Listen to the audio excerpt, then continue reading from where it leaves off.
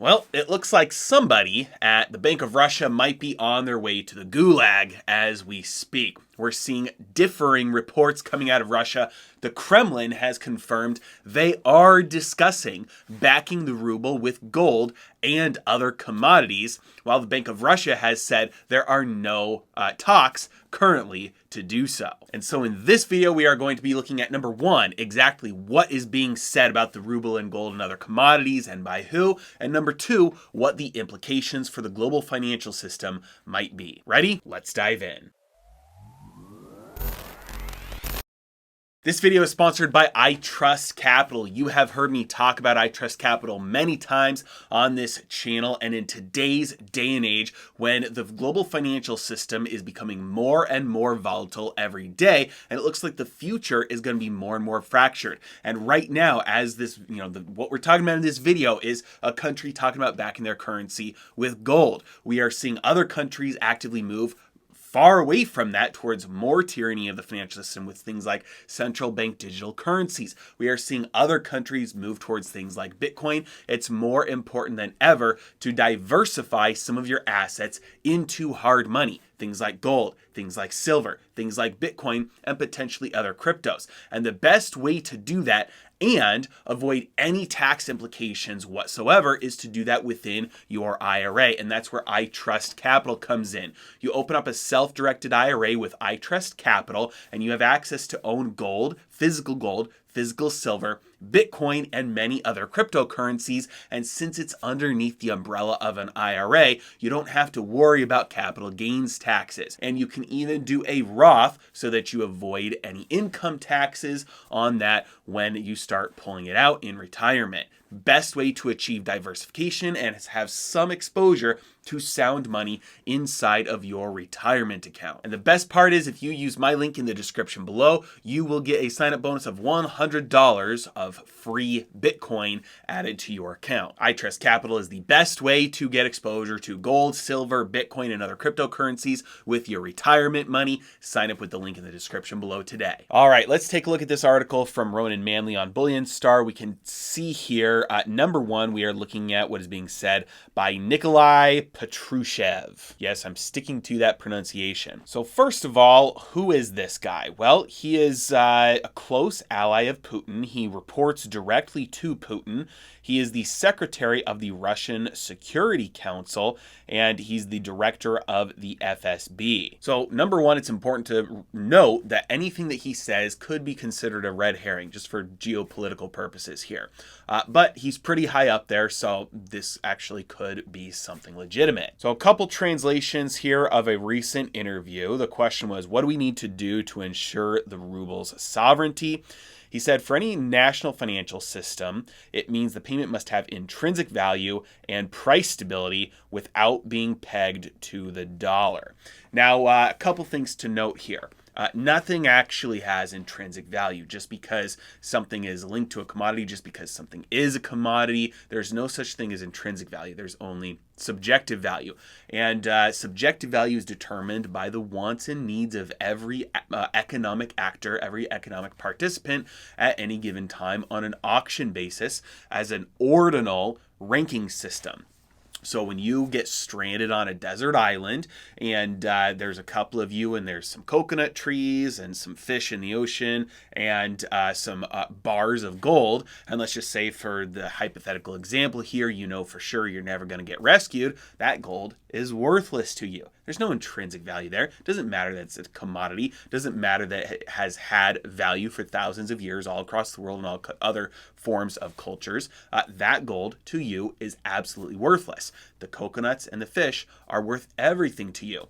But let's say there are many coconuts and only a few fish. Well, the fish are going to be valued much more highly than the coconuts simply because of the quantity difference between the two. Let's say there's a relatively equal number, though, of coconuts and fish. And so you're getting all of your water, let's say, from the coconuts. Well, as soon as somebody discovers a freshwater spring on the island, you will want that water more than the liquid that you're getting from the coconuts because it's easier to access and better for, easier to get hydrated with a smaller volume.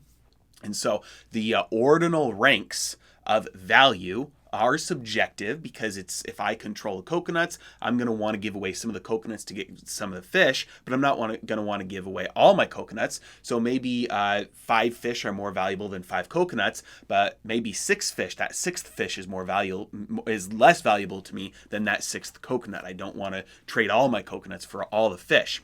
And so it's subjective, it's ordinal, there's not intrinsic value placed on items, and just because an item has value somewhere at some place doesn't mean it will always have value everywhere.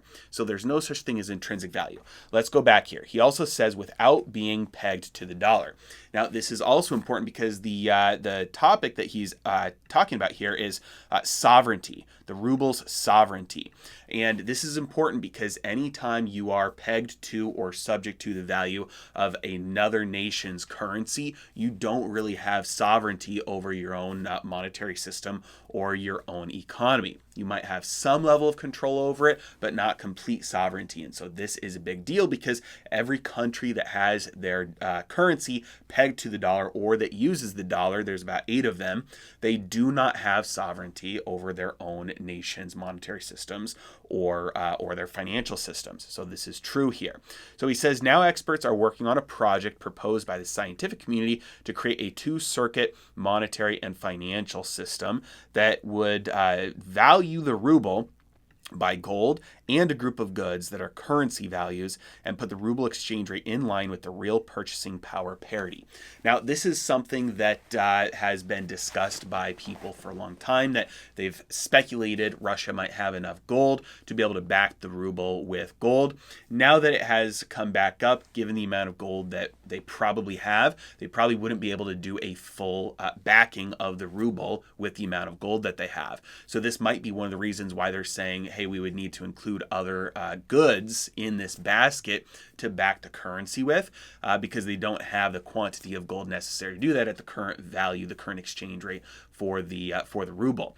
But they are resource rich. They control a lot of energy output and food output for the region as well. And so this could be a reason why they're including other goods in this basket that they're considering backing their currency with, because they control these goods. Now, is that a good idea? Well, from their own perspective, you would you come at this from one of 2 different angles. Number one, it removes control of your own currency as a sovereign to back it or make it redeemable for hard commodities, because you can't then just increase the quantity of the currency and spend it in a way that you believe as a leader is going to benefit your country, because there's not enough real goods to back it up. And every time throughout history, we've seen what happens if you have, let's say, a country that says, hey, we're going to back our currency with 40% gold. Well, inevitably at some point, there's much more paper circulating than there is the gold to back it up. And there's a run on the bank, and either the gold window is closed, or there's a devaluation where it says, okay, instead of you need to give 20 pieces of paper to get an ounce of gold, now you need to give 50 pieces of paper to get 1 ounce of gold. So the paper is devalued because that's the real value based on how much gold is left. So it takes away control. Now, this could actually be viewed as a good thing, though, from all other players in the region who are looking at this currency as a potential alternative to use for international trade, because everybody else might look at this and say, hey, you can't manipulate this to an extreme extent, because you're giving us a promise that it's good to be backed up or redeemed for something like natural gas or oil or food or gold. And so you don't have the ability to just double the quantity of the money at will, because it wouldn't be able to be redeemed for it, and then nobody would want to use it. So if you're giving this promise, then it makes that value, that currency of that value, go up from an international trade perspective. And so that can cause a big inflow of wealth to a country when they're able to deliver on a promise like this to redeem their currency with something of use value or something that is internationally valued as a reserve asset, asset like gold. And it seems like that is the goal here, to increase the ruble's use in international trade. If we take a look here, we can see he said Russia is moving from the European market to the African, the Asian, and the Latin American markets, and they're giving priority attention to EAEU, which is the Eurasian Economic Union, and they're stepping up cooperation with BRICS and SCO. BRICS, as you can see right here, is Brazil, Russia, India, China, and South Africa, and then SCO is the Shanghai Cooperation Organization, and that is comprised of China, Russia, India, Kazakhstan, Pakistan, Uzbekistan, Kyrgyzstan, and Tajikistan, as well as 4 observer states: Belarus, Iran, Afghanistan, and Mongolia, and then dialogue partners: Turkey, Azerbaijan, Armenia, Cambodia, Nepal, and Sri Lanka. So we are seeing basically the entire world included in this, with the exclusion of the West. So this is excluding basically the Western European nations and North America. We are seeing South America included here, which is massively booming, massively growing, and is projected for huge growth into the coming decades. We are seeing Africa, which certain countries, I believe Nigeria, is projected to have more people than China within the next 50 years. Massive growth coming out of Africa. China is well integrated with Africa. They've got very good economic ties. All over Asia, you've got China and India, the 2 most populated countries on Earth. We've got massive amounts of growth and population demographics going on in these ties here, that Russia is basically saying, we don't need to be connected to the dying West anymore. The East is booming and the South, and that's who we want to be connected with. But it doesn't look like this is 100% confirmed here, because we see the Bank of Russia is outright rejecting that any talks like this are happening, which means that somebody is probably getting sent to Siberia or the gulags. So we can see here the governor of the Bank of Russia, Elvira Nabiullina, and I'm sticking to that pronunciation, was said that just completely dismissed the idea and said it is not being discussed in any way. She said the ruble must continue to have a floating exchange rate, even though volatility will be higher amid what's going on right now, like the sanctions. Now, in preparation for the sanctions, which obviously they had to know were coming, given what they are planning here, they've been getting rid of dollars. You can see this chart from Bloomberg. The black line is the share of U.S.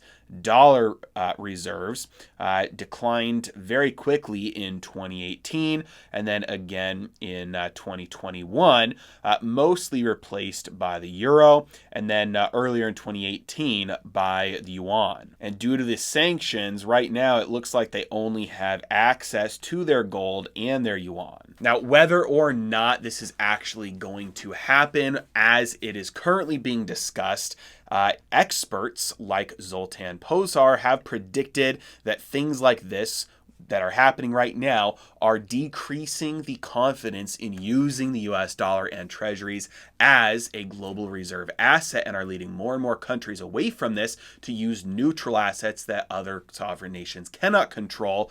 And this would lead gold to play a much greater role in the new monetary system that he has dubbed Bretton Woods 3. Ultimately, we will have to see. However, if we look at the price of gold, it has held up extremely well, regardless of the volatility. Yes, we had the war bubble, this war spike here, and it has come back down, and looks like this might have, the last couple of days might have put in a bottom on the gold price, especially as we've been moving into fears on Fed tightening by 50 basis points, increasing interest rates maybe by 0.75%, and it has come down there to that long-term trend line that it has been bouncing off of ever since August of 2018. So this might be a bottom here, could be a good entry point for anybody wondering if the sell-off is done or if it will continue. Ultimately, time will tell. As always, I really appreciate you guys. Thank you so much for watching. Have a great day.